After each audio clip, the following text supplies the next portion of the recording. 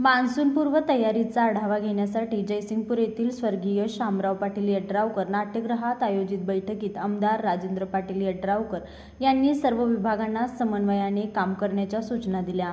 महापूर व संभाव्य दुष्काळाचा सामना करण्यासाठी पूर्वतयारी आवश्यक असून निवारा केंद्रामध्ये शौचालय, वीज, आरोग्य सुविधा, उद्घोषणा प्रणाली व बॅरिगेड्सची व्यवस्था करण्याचे निर्देश त्यांनी दिले. पूरकाळात ग्रामसेवक, तलाठी व पोलीस पाटील व संबंधित अधिकाऱ्यांनी गाव न सोडता बचाव कार्याला प्राधान्य द्यावे. धोकादायक ठिकाणी नागरिकांना प्रवेश देऊ नये तसेच जीवितहानी टाळण्यासाठी कठोर उपाययोजना राबवाव्यात असे त्यांनी सांगितले. जनावरांसाठी चारा, औषधे व छावण्याचे नियोजन करण्याबरोबरच पुरानंतर पंचनामे तत्काळ व अचूक करण्याच्या सूचना त्यांनी कृषी विभागाला दिल्या.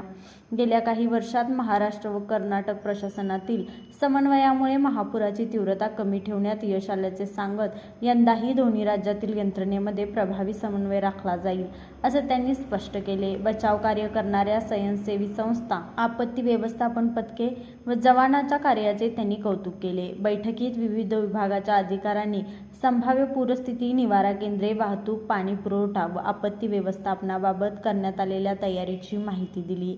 यावेळी प्रांत अधिकारी दीपक शिंदे, तहसीलदार अनिलकुमार हेळकर, गटविकास अधिकारी विजयकुमार परीट यांच्यासह विविध विभागाचे अधिकारी, लोकप्रतिनिधी व सरपंच उपस्थित होते. लाईव्ह मराठीसाठी शिरोळहून सुभाष गुरव.